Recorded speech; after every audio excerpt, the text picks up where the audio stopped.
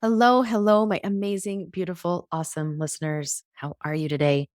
Thank you for tuning in to a quick episode that I want to share with you because it's a couple of little tools, tricks, tips, but something that I think will really help you in your journey and your journey to having an empowered divorce. So, those of you who've been listening to me for a while know that I have a couple favorite words. Couple favorite words that I like to use that really are great reframes and help me shift from maybe a place of disempowerment or victim thinking mentality to a more empowered, like I say, agent power mode type of mentality. And so interesting is a word that I love. Curious is a word that I love. Today, I'm going to talk about two additional words that I love to use to really help reframe a situation. So it's and it's going to be capital, all capitals, capital A-N-D, and then the other word is nevertheless. First, I'm going to talk about the word and, capital A-N-D, and why this word totally changed things for me. There's so many emotions that you feel when you're going through divorce and healing after divorce, right? The amount of feelings that you can have is remarkable. Like, how can a human body hold so many emotions at the same time, right? I often hear women struggle with emotions and get stuck in between this choosing a positive or a negative emotion. They want to feel happy, joy, and peace and calm, but they feel sad, fear, anxious, and overwhelmed. And this can be hard because you can make yourself susceptible at this point to self judgment, shame, and even blame when we can't feel what we want to feel and hate how we really are feeling. Oftentimes, we might recognize we're feeling a negative emotion, and maybe you feel like you shouldn't feel that negative emotion, or you're trying to figure out how to get out of feeling that negative emotion. And because sometimes we think we should or can only feel one emotion at a time, we're often not even recognizing additional emotions that we might be experiencing. Okay, here's an example. Leaving my ex was such a difficult experience, to say the least. Ultimately, I knew that I needed to leave, and I had this small window to do it in. It really didn't leave me much time for planning and packing and, saying the goodbyes. And as I drove away from a place that I loved and a man that I loved, I felt so much fear of the unknown, fear of the consequences from my husband at the time, fear of what others would think, fear of how I'd survive if he doesn't help out, and even fear that God maybe somehow is disappointed. And capital A-N-D, I did feel a sense of surety about my decision. I felt faith that I could figure it out. And growing up, I was always under this impression that I was only supposed to feel faith and that, like, that's the right emotion to feel. And if I did feel fear, then I wasn't faithful enough. And that if I feel fear, then there's no way I can feel faith. So I must be lacking in some way or giving into Satan some way to feel the emotion of fear, because really a good Christian woman feels faith and has faith, right? Now, I have certainly changed my thoughts about that. What I want to offer you today with this word, capital A-N-D, and is that you can allow space for both. Making space in your body for both of these emotions and accepting both of these emotions at the same time is okay. In fact, I think this is a piece that we often miss. Okay, here's another example. Recently, there's been a lot of activities with the kids, with sports and end of school activities where myself, as the stepmom, and Scott, and the children's mom have all been at these different activities and sporting events. And earlier on, right after we had got remarried, I would try so hard to psych myself up to have a positive attitude, to psych myself up to not be triggered or not feel certain feels, right, when I'm in those situations. And what I was essentially doing is trying really hard to control my emotions and narrow it down to only the positive emotions, right? I was trying to create this experience where the 50-50 was not possible. I was just going to be hell-bent and determined to only have a positive experience. Now, the problem with that is that when you've experienced betrayal, violence, and PTSD around those experiences, you will have triggers that you don't anticipate. And those triggers bring the beautiful negative emotions. Now I'm beating myself up. I'm feeling like I didn't do good enough. Kind of like I was saying before with the faith and the fear. What did I do wrong? Because I shouldn't feel this, because I was really trying and intended to feel this positive emotion.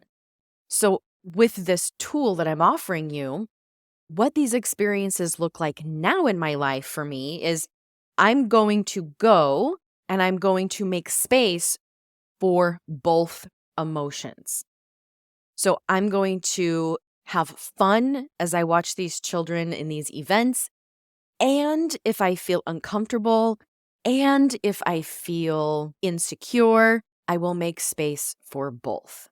Just because I have a moment of insecurity does not mean that I can't still feel excited or have fun. Does that make sense? And that magic word, capital A and D, has given me permission, gives my body permission to make space for all of it, rather than shaming myself for not feeling only the positive. And you can flip this around. Like, if you want to feel negative, like, you can make this work however you want. The point is letting yourself welcome both of those emotions, that 50-50 that comes with every experience. What I want to offer you here is allowing these mixed emotions to be there. And we can do that with this tool of using the word and. I feel anxious and I feel a little excited about this activity I'm going to do today. I feel anxious about my future and I'm excited to start this new job or whatever that is, right? Okay, this leads me to the next favorite word that I have, and that is the word nevertheless. I was listening to a professor talk about the Old Testament, and he was pointing out some key words in the Greek and Hebrew languages that really can be helpful to understand why that usage of the word is put in scripture. And how it can just be helpful to understand a little bit more about what they're trying to convey. And one of those words was nevertheless that he was explaining. So, of course, I had to look up the word in the dictionary also. And the dictionary defines the word nevertheless as despite what has just been said or referred to, the word nevertheless is used to signal a change in attitude or behavior from what the phrase before the word nevertheless would suggest. Now, this word nevertheless can change. It can change the entire context of the sentence.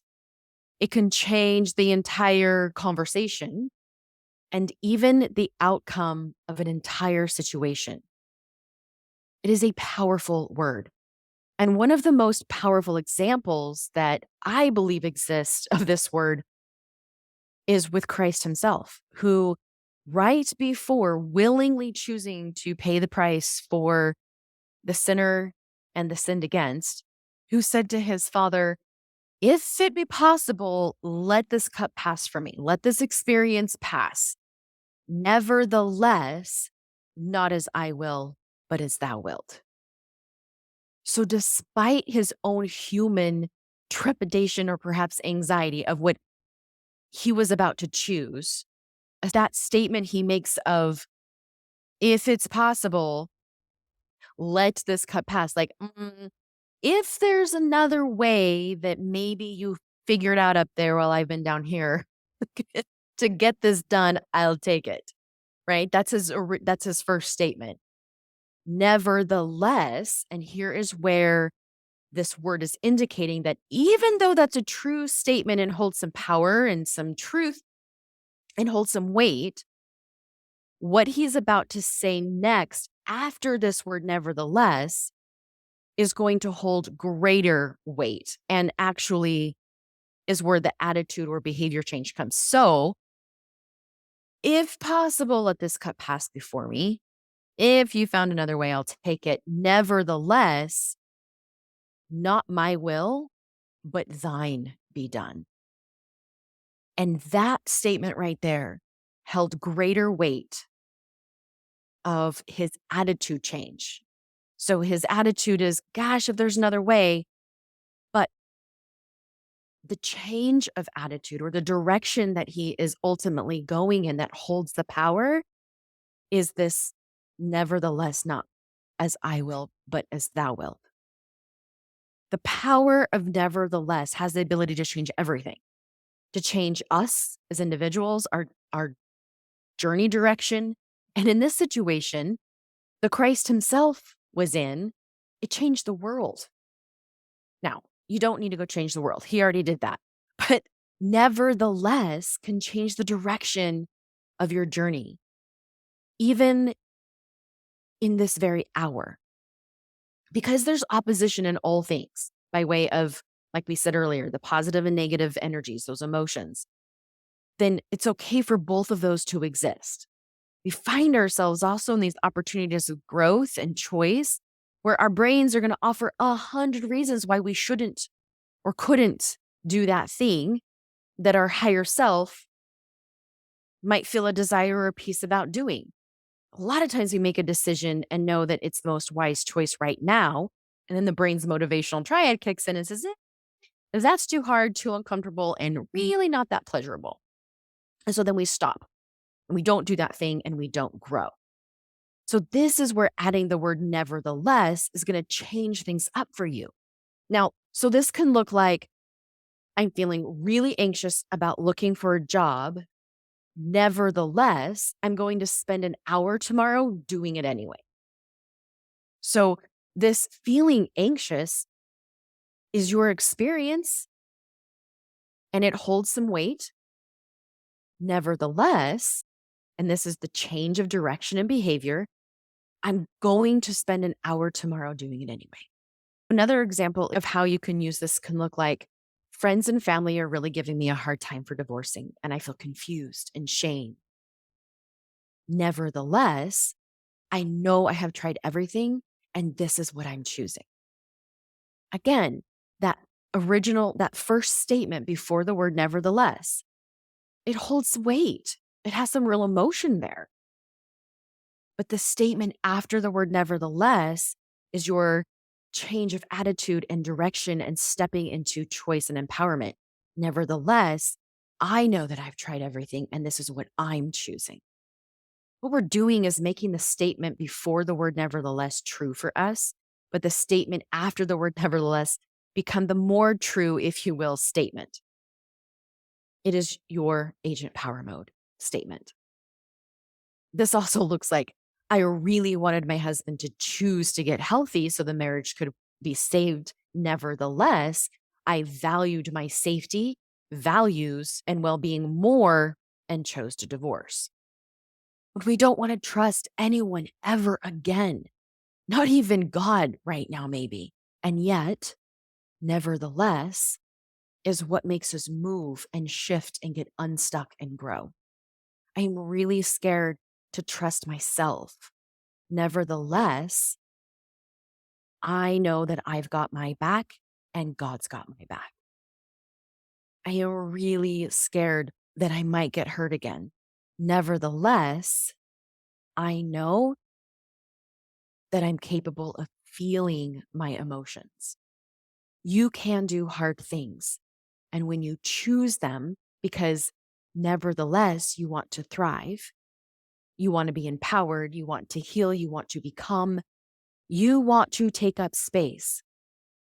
This word makes space for both the hard and the happy, for the hard and the empowerment. I hope that helps this week practice using both of those words. I would love to hear your experience with them. Thank you for joining me today, and I will see you next time.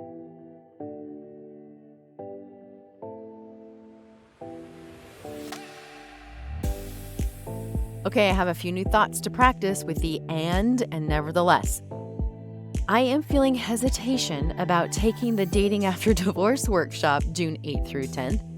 And, capital A&D, I feel curious that it might help me trust myself a little bit more. Okay, I am not ready to date yet and don't know when I'll be ready. Nevertheless, in the meantime, it's important to me that I learn how not to repeat the same patterns or ignore those red flags when I am ready to date. See how that works? Registration closes soon, y'all, so come join me. It will be fun, I promise. As always, remember, you are the chooser in your life, and you get to create the life you want because you can. Take care, everybody.